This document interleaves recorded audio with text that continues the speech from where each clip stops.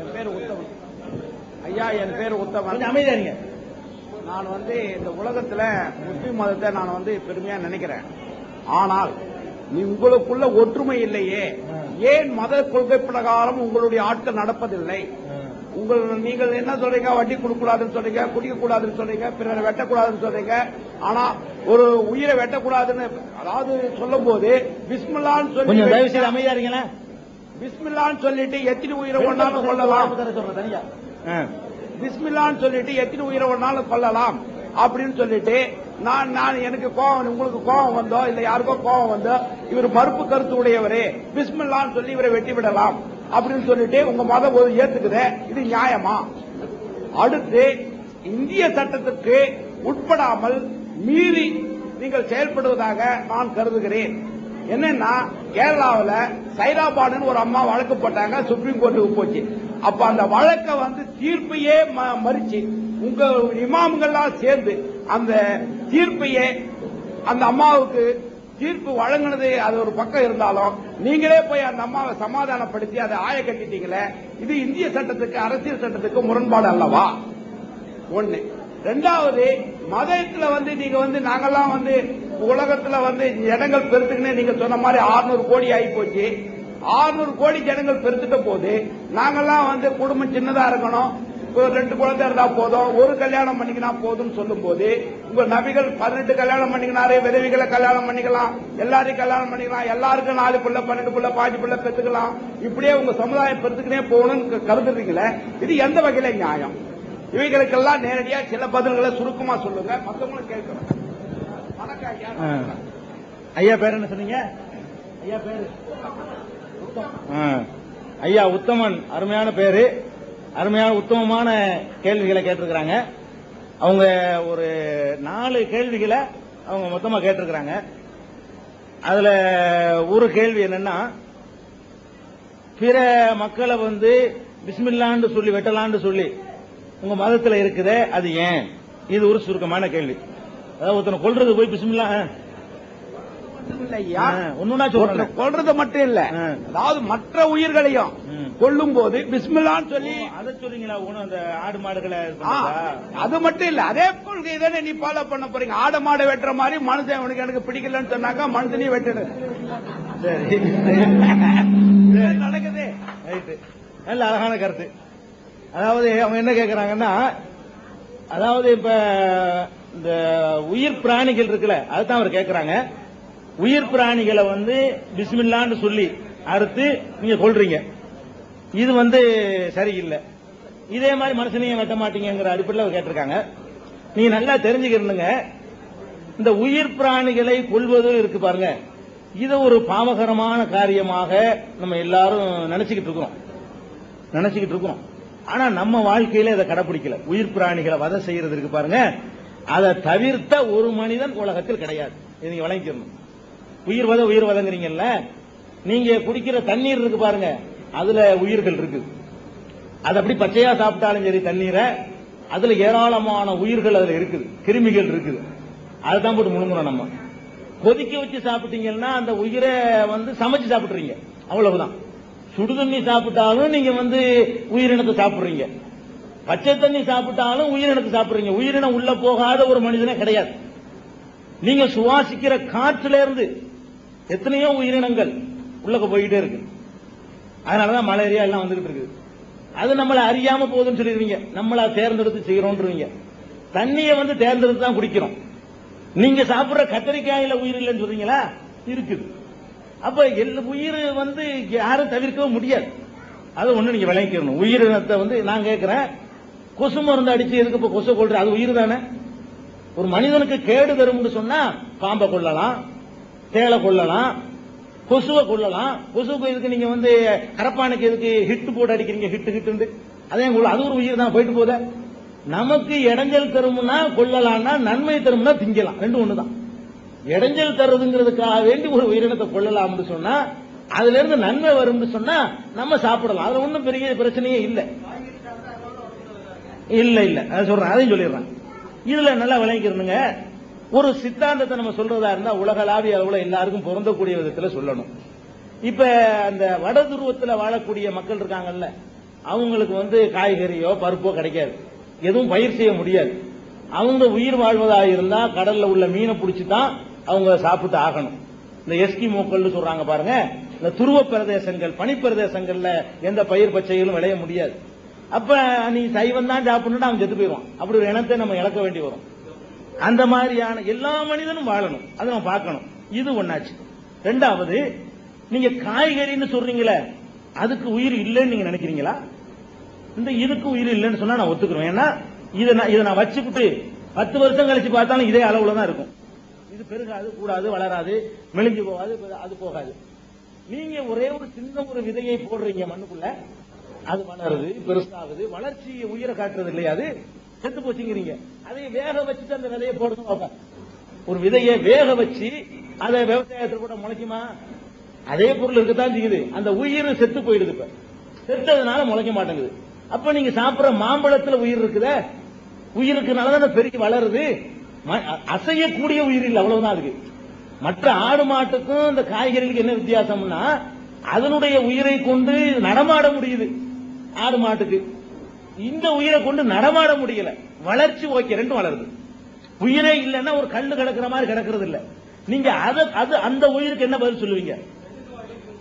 இல்ல, ரெண்டு செய்யலாம். இது வலி இருக்குன்னு சொல்லல. வலின்னா என்ன? வேதனையா? வேதனைக்கு சொல்ற, வேதனைக்கு வர்றான். அதாவது இது ஒன்று தெரிஞ்சுக்கிறேன், எல்லாத்தையுமே சொல்லிடுறேன். இந்த சைவம் அசைவ பிரச்சனை இருக்கு, ரொம்ப தெளிவா வழங்கிற வேண்டிய விஷயமா இருக்கனால வளவலன் இருக்கு. சில பேர் சொல்றீங்க.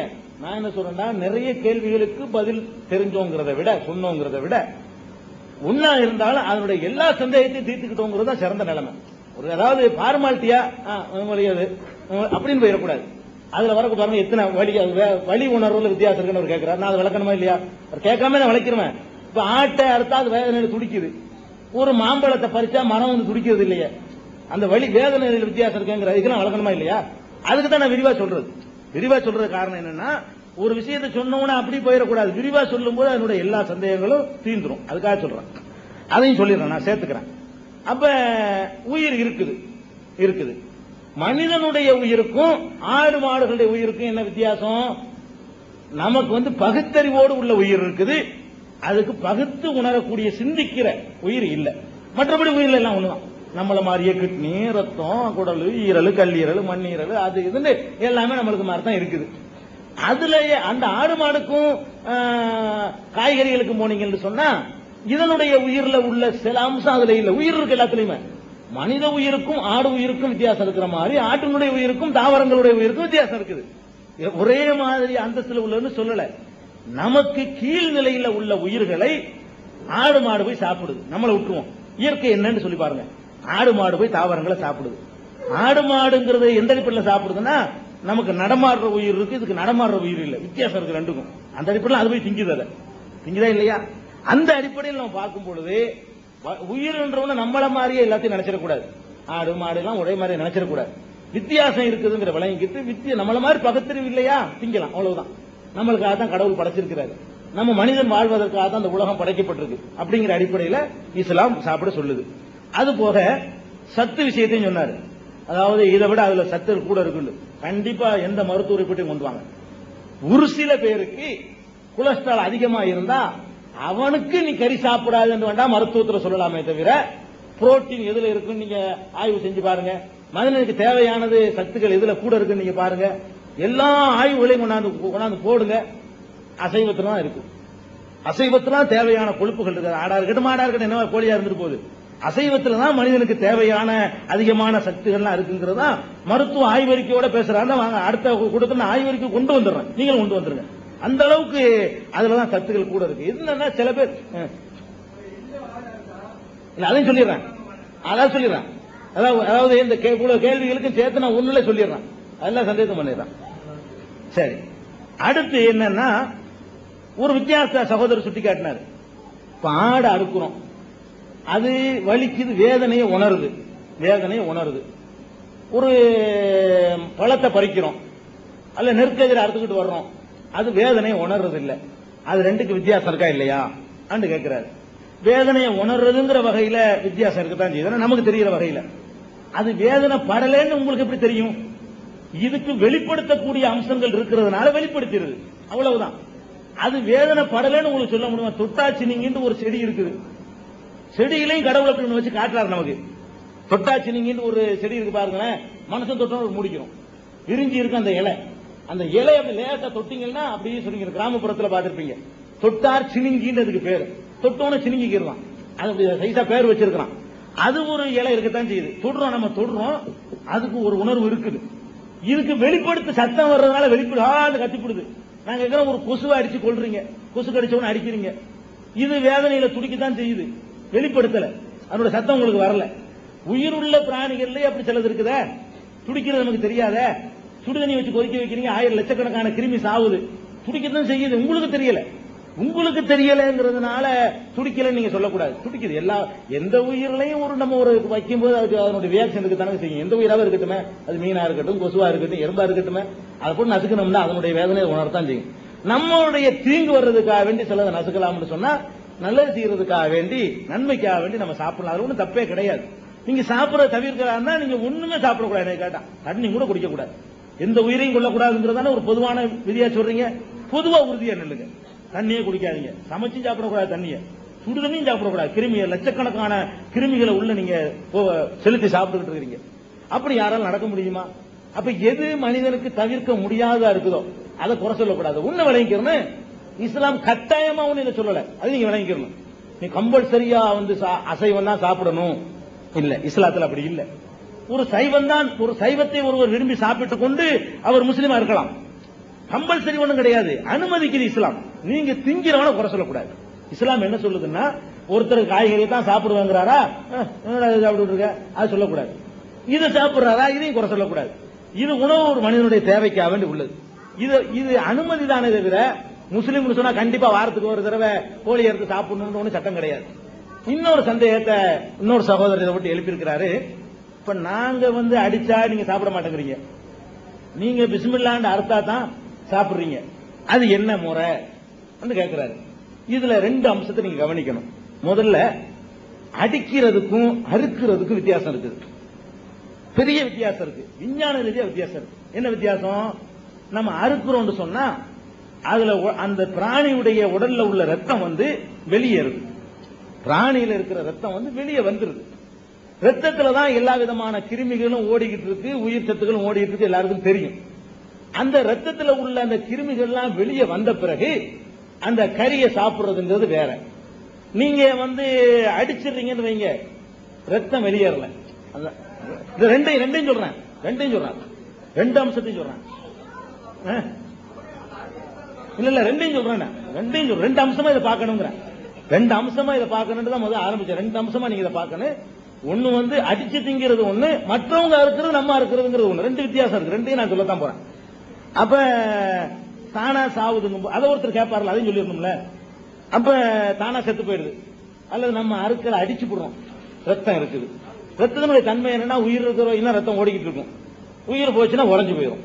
ரத்தத்தினுடைய தன்மை என்னன்னா இறுகி போயிடும், வெளியே வர ரத்தம் அப்படிதான், உள்ள இருக்கிற ரத்தம் அப்படிதான். இப்ப ரத்தம் உறைஞ்ச உடனே ரத்தத்துல இருந்த கிருமிகள் எல்லாம் ஊடுருவிக்கிட்டு, இந்த சதை இறைச்சி பூரா ஊடுருவும் பொழுது அந்த மாமிசம் சாப்பிடுவதற்கு தகுதியற்றதாக மாறி போயிடுது. ரத்தம் வெளியே வரும்போது ரத்தத்தில் உள்ள அந்த கிருமிகள் கம்ப்ளீட்டா வெளியே வந்துருது. இப்படி ஒரு வித்தியாசம் இருக்கிறத அறிவியல் ரீதியாக ப்ரூவ் பண்ணிருக்கிறாங்க. தானா சாவுறதுக்கும் அல்ல அடிச்சு சாவுறதுக்கும் அறுத்து ரத்தத்தை வெளியேற்றுவதற்கும் வித்தியாசம் இருக்குது. ஒண்ணு. 2வது, அந்த சகோதரர் கேட்ட கேள்வி முக்கியமானது என்னன்னா, இப்ப நாங்க அறுக்கிறோம், நீங்க அறுக்கிறீங்க. நாங்கள் அறுத்தால் நீங்கள் அதை சாப்பிடுறது இல்லை. ஒரு ராமசாமி என்ன செய்யறாரு, அறுக்கவே செய்யறாரு, ரத்தத்தை எல்லாம் வெளியேற்றுறாரு, அதை நீங்க சாப்பிடுறது இல்ல, அது என்ன முறை கேட்கிறாரு. இது நம்பிக்கை அடிப்படையில் உள்ள விஷயம். என்னன்னு கேட்டா, அறுப்பதற்கு இஸ்லாம் என்ன சொல்லுதுன்னா, எந்த கடவுள் நமக்கு அதை கொடுத்திருக்கிறாரோ, கடவுள் இந்த உயிரெல்லாம் படைச்சிருக்கிறார், அந்த கடவுளுக்கு நன்றி செலுத்தினால்தான் அது நமக்கு உரியதாக ஆகும். ஏன்னா நம்ம அந்த ஆட்டை உண்டாக்கல, ஆட்டையோ கோழியவோ மாட்டையோ நம்ம படைச்சிடல, நம்ம வளர்த்திருக்கலாம். அதனுடைய ஒரு துரும்ப கூட, ஒரு கண்ணை கூட நம்மளால செயற்கையா தயாரிக்க முடியாது. அப்படிப்பட்ட ஒரு உயிரினத்தை கடவுள் நமக்கு தந்திருக்கும் பொழுது அந்த கடவுளுக்கு முறையாக கடவுளின் பெயரால தான் நான் செய்கிறேன் அப்படின்னு சொல்லி அதற்குரிய நன்றி கடவுளுக்கு செலுத்தப்படணும். நன்றி. முஸ்லீமே அப்படி அர்த்தம் சாப்பிட மாட்டாங்க, விளங்கிக்கணும். நீங்க முஸ்லீம் அல்லாத பாக்குறீங்க, ஒரு முஸ்லீமா கத்தி எடுக்கிறாரு, சரான்னு சீவுறாரு, சாப்பிட மாட்டோம். ஏனென்றா அவர் கடவுளின் பெயர் அல்லாவின் பெயரால் நான் சாப்பிடுகிறேன் அறுக்கிறேன், அல்லாஹ்வே மிகப்பெரியவன் அப்படின்னு அவனுக்குரிய நன்றிய முஸ்லீம் செலுத்தாட்டா கூட அப்துல் காதர் வர்ற கட்டி இருக்கிறார், சாப்பிடுங்கிற சாப்பிட மாட்டோமே. ஏன்னா அவர் கடவுளுக்கு அனுமதிச்சிருக்கிறார். அப்ப இஸ்லாத்தை பொறுத்த வரைக்கும் எல்லா மனிதர்களும் ஒரே தாய் தந்தைக்கு பிறந்தவர்கள் ஒற்றுமையை தான் சொல்லுது. இப்ப ஈரானுக்கும் ஈராக்குக்கும் நடந்த சண்டை இருக்கு பாருங்க, இஸ்லாத்திற்கு நடந்த சண்டையா? இல்ல. நாடு பிடிக்கிறதுக்காக வேண்டி எந்த நாட்டுக்காரனும் அவனோட சண்டை போடுவான். ஒரு நாடுன்னு ஒருத்தன் வந்துட்டான்னு சொன்னா பக்கத்து நாட்டோட சண்டை வரும். அந்த சண்டை தான் ஈரானுக்கு இஸ்லாத்தை காப்பதற்காக சண்டை போடுறோம் ரெண்டு பேரும் சொல்லல. ஈரான்காரனும் எல்லை தகராறு, என் எல்லையில் நீ ஆண்டா வந்த, உன் எல்லையில் நீ ஆண்டா வந்தங்க. இஸ்லாமிய மார்க்கத்தை நான் நிலைநாட்டுறேன், நீ இஸ்லாத்துக்கு விரோதமா போயிட்ட, அதுக்காக சண்டை போட்டாங்க. ஈராக்காரன் இஸ்லாத்துக்கு விரோதமா போறான். குவைத்த போய் ஈராக் ஆக்கிரமிச்சான எதுக்கு? ஆயில், பெட்ரோல், வளம், இந்த வளத்துக்காக போய் பண்றான். இஸ்லாத்தை நிலைநாட்டுறதுக்கு ரெண்டு பேரும் போட்டான்னு சொல்லுங்க, நான் ஒத்துக்கிறேன். ஒரு முஸ்லீமும் ஒரு இன்னொரு முஸ்லீமும் ஒரு ஜான் நிலத்துக்காக பங்காளி சண்டை போட்டுக்கிறான். இஸ்லாத்துக்கு போட்டானா சண்டை? இந்த இடம் யாருக்கு சொந்தம்னு போட்டுக்கிட்டான். இது முஸ்லீம்ல மாத்திரம் இல்ல, ஒவ்வொரு நாட்டுக்கும் இது இருக்கும். ஒரு நாடுல அண்டை நாட்டோட சண்டை, அண்டை நாடுகளோட சண்டை இல்லாத இதை நீங்க பார்க்கவே முடியாது. அதை நீங்க இதை ரெண்டு மூணு உதாரணம் சொல்ற மாதிரி வரலாற்றை எடுத்து அலெக்சாண்டர்ல இருந்து உலகம் பூரா நீங்க எடுத்து பாத்தீங்கன்னு சொன்னா அசோக சக்கரவர்த்தியில இருந்து இந்தியாவுக்கும் சீனாவுக்கும் சண்டை நடக்கலையா? இந்தியாவுக்கும் பாகிஸ்தானுக்கும் சண்டை நடக்கலையா? இந்தியாவுக்கும் பாகிஸ்தானுக்கும் நடந்த சண்டை இந்தியா இந்து மதத்துக்காக சண்டை போட்டுச்சு இல்ல, பாகிஸ்தான் இஸ்லாமிய மதத்துக்காக சண்டை போட்டுச்சு இல்ல. அவன் எல்லைக்கு போட்டான், இவன் எல்லைக்கு போட்டான். இந்தியாவுக்கும் சீனாவுக்கும் நடந்த சண்டை கம்யூனிசத்துக்கும் இந்து மதத்துக்கு நடந்த சண்டையா? இல்ல. இதெல்லாம் ஒரு நாட்டுக்கு நடக்கிற சண்டையில ஆட்சியாளன் எப்படி இருக்கிறான் அது மாதிரி அவன் நடப்பான். அவன் ஒரு பதவி ஆசை பிடிச்சவனா இருந்தா அதை விஸ்தீர்ணப்படுத்துறதுக்காக நடத்துவான். இஸ்லாத்தை சொல்லி நடந்துச்சுன்னு சொல்லுங்க பார்ப்போம், இல்லையா? அதான் விஷயம். நினைச்ச சண்டை போட மாட்டான். இஸ்லாமிய உணர்வு அவன் வந்துட்டு ரெண்டு பேரும் போட மாட்டான். நாடு நம்மளும் முஸ்லீம் ஒரே கொள்கை அப்படின்னு வந்திருப்பானே. இல்ல சண்டை அது தப்பு. சண்டை உலகம் தோன்றின காலத்துல இருந்தே ஆட்சின்னு உட்கார்ந்து அடுத்தவனோட சண்டை. ஒரு பக்கத்து வீட்டுக்காரனோட சண்டை நமக்கு வருதுங்க, மனிதனுக்கு வரும்போது பக்கத்து நாட்டோட வராதா? இது ரெண்டு மட்டும் நீங்க வச்சிருக்கிறீங்க. இதை தாண்டி நிறைய இருக்கு.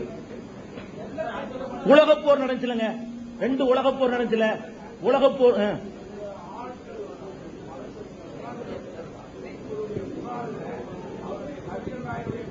சண்டை போட்டுக்கிட்டாங்க.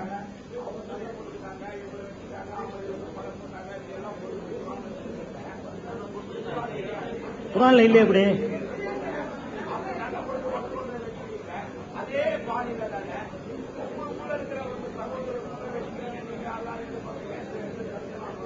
வெட்டிக்கிட்டான்னா அவன் முஸ்லீமே கிடையாதுங்க.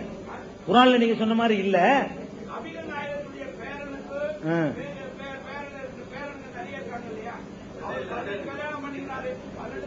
இல்ல அது ரெண்டாவது சொல்றாங்க.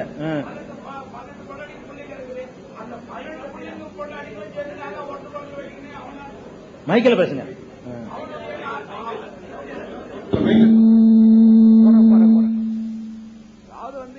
அவர்கள் சகோதரர்கள் போய் அடுத்தவங்களுக்குள்ள சண்டை போட்டுக்கினே இது பண்ணிக்கினே ஒருத்தருக்கு ஒருத்தர் அடிச்சுக்கிறாங்க. அந்த குர்ஆன்ல இருக்கிறத தானே உங்களுடைய கருத்துல ஒரு மதத்துல பின்பற்றவங்களாம் அதே ஒருத்தருக்கு ஒருத்தர் அடிச்சுக்கிறீங்க, கொண்டுக்கிறீங்க, அதே வன்முறையை வளர்க்கறீங்க இல்லையா?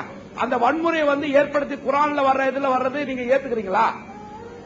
அதை ஏத்துக்குவீங்களா நீங்க? அதனால வர்றதா இப்ப வன்முறைகள் ஏற்படுது நாட்டுல, உலகத்துல வன்முறைகள் ஏற்படுறதுக்கு அந்த குர்ஆன்ல வரக்கூடிய நபிகள் நாயகன் நிறைய கல்யாணம் பண்ணிக்கிறேன், உங்களையும் கல்யாணம் பண்ணிக்க சொல்றாரு. நீங்க சும்மா இருக்கிறீங்க, நீங்களும் ரெண்டு பண்ணாடி ரெண்டாவது சொல்றேன். உங்க கேள்வியில இருக்கு 4 கேள்வியில குடும்ப கட்டுப்பாடு கேள்வி உங்க கேள்வி இருக்கு. நான் தனியா சொல்றேன், இந்த சண்டைக்கு மட்டும் சொல்லிருவோம்.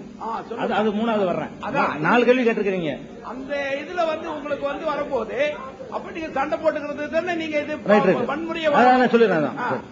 அதாவது குர்ஆன்ல இருக்குன்னு சொல்றாங்களே, குர்ஆன்ல அவங்க சொன்ன மாதிரி ஒரு வரியும் கிடையாது, ஒரு வசனமும் கிடையாது. நபிகள் நாயகத்தினுடைய பேரர் ஒரு ஆளு, பேரப்புள்ள, அவரும் அன்றைக்கு இருந்த ஆட்சியாளர்களுக்கு மத்தியில ஒரு சண்டை நடந்திருக்கு. இது குர்ஆன்ல எல்லாம் இருக்காது. நபிகள் நாயகத்துடைய பேரங்கிறதுனால அவர் சொன்னா இஸ்லாம் ஆகாது. இஸ்லாம்ங்கிறது குர்ஆன்ல இருக்கணும், இல்லைன்னா நபிகள் நாயகமே சொல்லி இருக்கணும். இந்த குடும்பம் பாரம்பரியத்துக்கு இஸ்லாத்துல எந்த மதிப்பும் கிடையாது. நபியுடைய மகளே ஒரு தப்ப செஞ்சா அது இஸ்லாத்தினுடைய கொள்கை கிடையாது. அது நீங்க தெளிவா புரிஞ்சுக்கணும். அதனால அரசியலுக்காகத்தான் அந்த சண்டை நடந்துச்சு. நபிகள் நாயகத்தினுடைய பேரர் ஒரு அணியாகவும் அன்னைக்கு இருந்த ஆட்சியாளர் ஒரு அணியாகவும் போர் நடத்திக்கிட்டாங்களே, அது இஸ்லாமெல்லாம் முற்று பெற்ற பிறகு இஸ்லாமிய வழியில வந்த சில பேருக்கு மத்தியில் நடந்த சண்டையை தவிர அதுக்கு இஸ்லாத்துக்கு எப்படி பொறுப்பா? நபிகள் நாயகம் செஞ்சதுக்கு தான் இஸ்லாம் பொறுப்பு. நானே நல்ல மனுஷனா இருக்கேன், என் புள்ள குடியாருந்தது நானா பொறுப்பு? எனக்கு ஏதாவது சம்மந்தம் இருக்காதுல? நீங்க நல்லவரா இருக்கிறீங்க, உங்க மகன் உங்களுக்கு எதிரான ஒரு அணியில இருந்தா நீங்கள அதுக்கு பொறுப்பு? மனிதன் பல மாதிரி இருப்பான். ஒரு மனிதனுடைய வழித்தோன்றல் அந்த மனிதர் மாதிரியே இருப்பார்னு சொல்ல முடியாது. மகானுடைய வழித்தோன்றல் 1 நம்பர் சைத்தானா இருப்பான். சைத்தானுடைய வழித்தோன்றல் நல்ல மனுஷனா இருப்பான். மகா கெட்டவன் குடிகாரனா இருப்பான். குடியை எதிர்த்து பிரச்சாரம் செய்யக்கூடியவனா இருப்பான் அவன் மகன். இதெல்லாம் நீங்க நபிகள் நாயகத்துடைய வழித்தோன்றல 4 பேர் செஞ்சதை இஸ்லாமாக்க முடியாது. அவர் செஞ்சாலும் இஸ்லாம் கிடையாது. அதாவது என்னுடைய வழித்தோன்றல ஒருத்தன் செஞ்சதுக்கு நான் பொறுப்பாளி கிடையாது. உங்க மகன் கூட செஞ்சா உங்களை யாராவது பிடிச்சிட்டு போவாங்களா? போலீஸ்ல பிடிக்க மாட்டாங்க. அப்ப ஒருத்தர் செய்யற தப்பு நீங்க இஸ்லாம்ங்கிறது குர்ஆன்ல இருக்கணும். குர்ஆன்ல நீங்க சொன்ன மாதிரி இல்ல பழகிரணும். நபிகள் நாயகம் சொல்லி இருக்கணும், அதுவும் இல்ல. அதனால இதை விட்டுருங்க. சுருக்கி உங்களுக்கு சொல்றதா இருந்தா, உலகத்துக்கெல்லாம் பேரழிவை ஏற்படுத்தினது 2 உலகப் போர்கள் தான். இந்த 2 உலகப் போர்ல முஸ்லீம்களுக்கு பங்கு இல்ல, விளங்கிக்கிறங்க. மற்றவங்களால உலகம் அழிஞ்சிச்சு. ஜப்பான்ல அணுகுண்டு போட்டு நாசமாக்கின நாசகார வேலை நடந்தது 10ஆ ஒண்ணு, இது ஒண்ணு. 3வது ஐயாவுடைய கேள்வி என்னன்னா, இந்த குடும்ப கட்டுப்பாடு ஏன் சொல்றது? மக்கள் தொகை 600 கோடிக்கு மேல வந்துருச்சுங்கிறீங்க. கொஞ்சம் அமைதியா இருங்க ஐயா. கேட்ட கேள்வி 4 கேள்வி கேட்டனால அது முடிச்சோன்னு இருக்கு. அப்ப 600 கோடி மக்கள் தொகை வந்துருச்சுங்கிறீங்க. இந்த காலத்துல போய்கிட்டு நீங்க வதந்து குடும்பத்தை பெருக்கிறீங்க, குடும்ப கட்டுப்பாடு பண்றதை எதிர்க்கிறீங்க. இது என்ன நியாயம் கேட்கிறாங்க. இது ஒரு நல்ல கேள்விங்க. ஆனா நீங்க நல்லா தெரிஞ்சுக்கணுங்க, இங்க இருக்கிற ஒவ்வொருத்தரும் நினைச்சுக்கிறீங்க. ஐயாவுக்கு உங்க தாப்பனாருக்கு நீங்க எத்தனாவது புள்ள? 3வது புள்ள. அவரு 2ஓட போதும்டாருன்னா நீங்க இங்க இருந்து கேள்வி கேட்டிருக்க மாட்டீங்க. ஒதுக்கு சொல்றேன், உங்க தகப்படாரு. சரி, அப்ப ஒரு மனித இனம் இருக்கு. என்ன நினைக்கிறான்? அந்த குடும்ப கட்டுப்பாடு ஒரு நல்ல திட்டம் மாதிரி உலகத்துக்கு சொல்றான். நாங்க முஸ்லீமுக்கு மாத்திரம் சொல்லல, முஸ்லீம் அல்லாத மக்களுக்கும் சொல்றோம் பண்ணாதீங்கிறோம். ஏன் குடும்பத்தை நீ கட்டுப்பாடு பண்ற? ஒரு மனிதன் பிறக்கிறான்னு சொன்னா அவன் வயிற்றோட மட்டும் பிறக்கல, அந்த வயிற்று காப்பாற்றக்கூடிய கைகால்களோட தான் பிறக்கிறான். அவன் மூளையோட பிறக்கிறான். ஒரே ஒரு அறிஞன் விஞ்ஞானி பிறந்தான்னு சொன்னா 1,00,000 பேருடைய பசியை தீர்க்கக்கூடிய ஒரு இதை கண்டுபிடிப்பாங்க. சும்மா ஒண்ணும் கிடையாது. நீங்க நல்லா நினைச்சு பாருங்க. விலைவாசி ஏறி போச்சு, சோறு கிடைக்கலங்கிறீங்களே, அதான காரணமா சொல்றீங்க? சோறு கிடைக்கலங்கிறது உலக ஜனத்தொகை 500 பேர் இருந்தானே, அப்பவும் சோறு கிடைக்கல. உலக ஜனத்தொகை 5,00,000 பேர் இருந்தானே, அப்பவும் ஒரு 10,000 சோறு கிடைக்கல. உலக ஜனத்தொகையில 5 கோடி பேர் இருந்தானே, அப்பவும் சோறு கிடைக்காம இருந்தான். சோறு இல்லைங்கிறதுனால இல்ல, விநியோகம் பண்றது சரியில்லை. இன்றைக்கு உலகத்தில் 600 கோடி மக்கள் இருக்கிறான்னு சொன்னா 1000 கோடி மக்களுக்கான உணவு இன்னைக்கு சேமிப்புல இருக்குது. 400 கோடி மக்களுக்கு எக்ஸ்ட்ரா தான் இன்னைக்கு உலகத்தில் உணவு உற்பத்தி ஆகிட்டு இருக்குது. அதை திமிரு பிடிச்சு போய் கடல்ல கலக்குறான். பாலை கறந்து கடல்ல கொட்டுறான். ஆஸ்திரேலியாவுல கோதுமைகளை டன்னா ஏத்திக்கிட்டு போய் அதை கொண்டே கடல்ல கொண்டு நாசமாக்கிட்டு இருக்கிறான். ஒரு குறிப்பிட்ட சாராத்த உணவுகள்லாம் குவிஞ்சு போய் இருக்குது, விநியோகிக்கல. ஒரு சாராத்த நிறைய, ஒரு சாராத்த இல்லாம இருக்குது.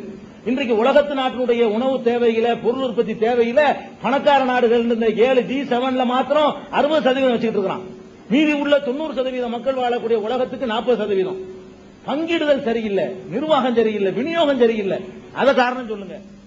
நான் குறிப்பிட்டு சொல்றேன், உலக ஜனத்தொகையை 100ல கொண்டாந்து நிப்பாட்டினா, 100 கோடி இல்ல, நீங்க எல்லாருமா சேர்ந்து 100ல நிப்பாட்டினீங்கன்னா அப்பவும் 10 பேர் சோறு இருக்காது.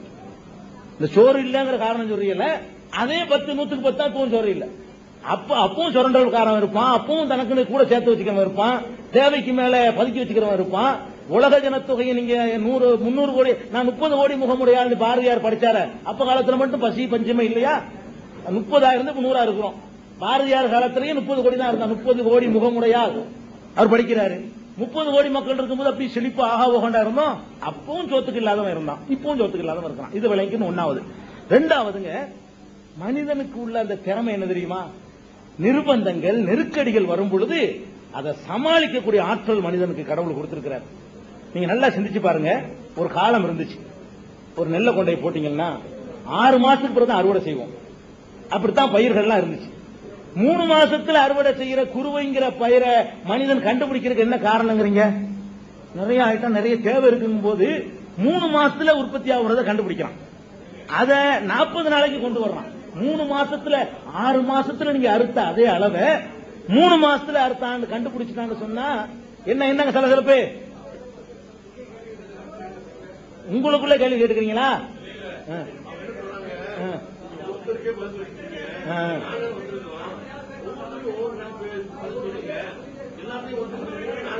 சரி, ஐயாவோட இந்த கேள்விக்கு அப்புறம் அதை சொல்லிட்டு அப்புறம் சொல்லுவோம்.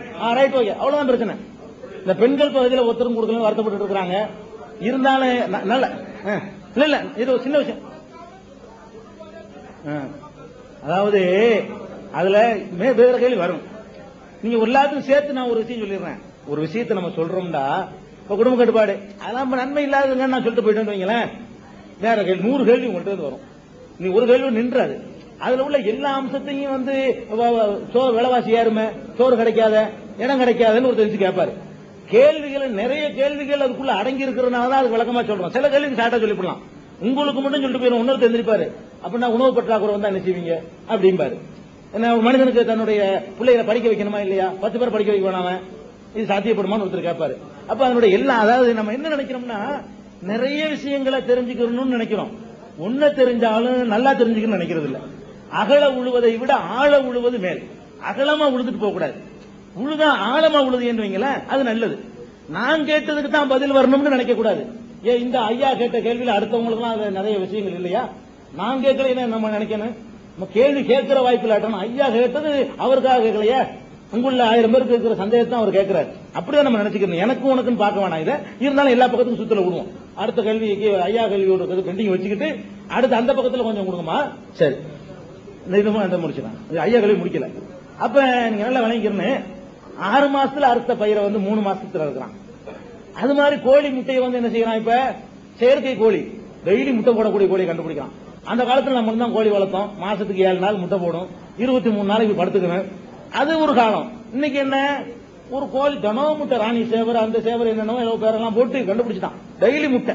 மனுஷன் உற்பத்தி ஆகும்போது தேவைகளை உணவுகள் உற்பத்தி அதிகமாகுதா இல்லையா? அது தண்ணி பற்றாக்குறைங்கிறான், கடல் நீரை குடிநீராக்குறதுக்கு ஐடியா பண்றான். அந்த காலத்துல குடிசையில மட்டும் தான் வச்சுக்கிட்டு இருந்தான், இடம் கிடைக்க மாட்டேங்குது. இப்படி ஏத்துறதுக்கு அறிவு இருக்கு அவனுக்கு. இப்படி ஏத்திட்டு போறான்ல மேல 100 வீடு 200 வீடு. சிங்கப்பூர்லாம் பாருங்க, நம்ம நாடுக்கு அதையும் எடுத்துட்டான். நேற்று நான் 7 பேர் வயிட்டு விட்டுவிட்டான், அரைகுறையா கலவையை போட்டு. சிங்கப்பூர்லாம் போடுங்க 100 மாடி, இப்படித்தான் போறான். இவ்வளவு இடத்துல, இந்த பில்டிங் இடத்துல 100 வீடு இருக்கும். அப்ப அதுக்குரிய அந்த சிமெண்ட்டையும் அந்த கலவையையும் கண்டுபிடிச்சானா அதுக்கு என்ன காரணங்கிறீங்க? நெருக்கடி தான் காரணம். இப்ப நீங்க இவ்வளவு பேர் இருக்கிறீங்க, நான் ஒரு ஆள் கத்தனை வழங்குமா? விளங்காது. மக்கள் குடும்பம் நான் என்ன ஐடியா பண்றேன், என்னுடைய எனர்ஜியை குறைவா செலவழிச்சு அவ்வளவு பேரும் கேட்க வைக்கணும், என்னடா பண்ணலாம்னு யோசனை பண்றேன். இதை கண்டுபிடிக்கிறேன். நான் கண்டுபிடிக்கல, என்னை மாதிரி நினைச்சு ஒருத்தர் கண்டுபிடிச்சிடலாம். இது கண்டுபிடிச்ச காரணம் என்ன? இந்த மைக்கை ஏன் கண்டுபிடிச்சான்? மக்கள் தொகை பெருகி போச்சு, நிறைய இடத்துக்கு கொண்டு போகணும். இன்னைக்கு கம்ப்யூட்டர் டிவில இருந்து என்னென்னமோ நீ உலகத்தில் கண்டுபிடிச்சிருக்கலாம். நல்லா விளைக்கிறங்க. உலகத்தில் இருக்கிற நிலப்பரப்பு எடுத்துக்கிட்டாலும் மனிதன் வந்து 5% நிலப்பரப்பை தான் பயன்படுத்திருக்கான். ஞாபகம் வச்சுக்கிறீங்க. 95% இடத்துல சிறிய சும்மா கிடக்குது. சென்னையில் நெருக்கடி ஏற்படுதுன்னா சென்னை தான் வேணும் இவன் வர்றதுனால ஏற்படுது.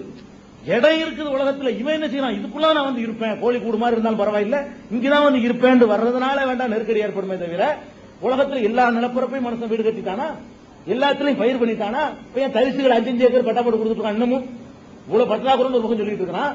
கவர்மெண்டே தரிசுகளை பிடிச்சி 5 ஏக்கர் ஏழைகளுக்கு பிடிச்சி பட்டா போட்டு கொடுக்குறான். அது ஏன்? ஒரு ஊருக்கு இன்னொரு ஊருக்கு இடையில 40 கிலோமீட்டர் இடைவெளி இருக்குது. உண்மை இருக்க மாட்டேங்குது. பாக்குறோம், இங்க இருந்து ஒரு ஊரை தானே அந்த ஊருக்கு போறவங்க 40 கிலோமீட்டர் பஸ்ல போயிட்டு இருக்கிறோம்.